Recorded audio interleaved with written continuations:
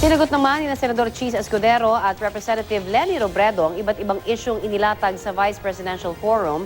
Diyan po yan sa UP College of Law. Balitang hatid ni Maris Umali.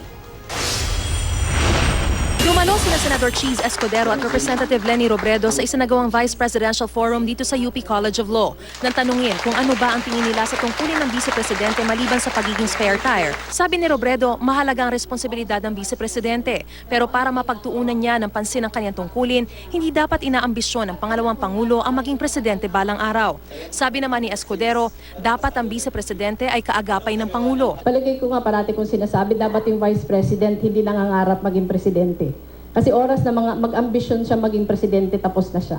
Dapat yung Vice President, yung kanyang concentration, yung paggagawa lang ng kanyang trabaho. Kasi pag ginamit niya yung kanyang posisyon na pangangampan niya, politika na yun. Para sa akin, ang papel ng ikalawang Pangulo ay mahalaga. Tulad ng sinabi ni Ma'am Leni, dapat magsilbi siyang katulong, katuwang, katambal, at pwedeng humalilin sa Pangulo. Hindi lamang sa mga trabahong hindi niya kayang gampanan, pero lalo na sa mga lugar na hindi niya kayang puntahan.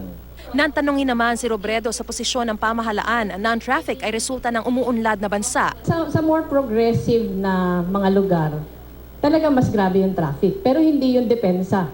Hindi depensa para hindi natin asikasuhin yung traffic. Kailangan may acceptance tayo na malaki talaga yung problema natin sa traffic. Kailangan magkaroon tayo ng efficient mass transport system. Parang dun tayo palpak. Tinanong naman si Escudero kung pabor siya sa pag-amyenda ng economic provisions ng ating saligang batas. I am open to revisiting and reviewing the provisions of the Constitution and giving that power to Congress to decide that particular issue. May panukala ngayon na nakabinbin sa Kamara, kaugnay sa pagbibigay sa Kongreso ng kapangyarihan magpasya, kaugnay sa mga economic provisions ng saligang batas. Kabilang na yung 60-40. Inimbitahan din sa forum si Senador Gringo Nasan pero mayroon na raw itong prior engagement. Si Senador Alan Cayetano naman ay dumalo sa PDP Laban event sa proklamasyon ni Davao City Mayor Rodrigo Duterte. Ayon sa organizer, nagpasabi na manghahabol daw sina Senador Bongbong Marcos at Senador Antonio Trillanes IV pero di na sila nakarating. Mariz Umali, GMA News.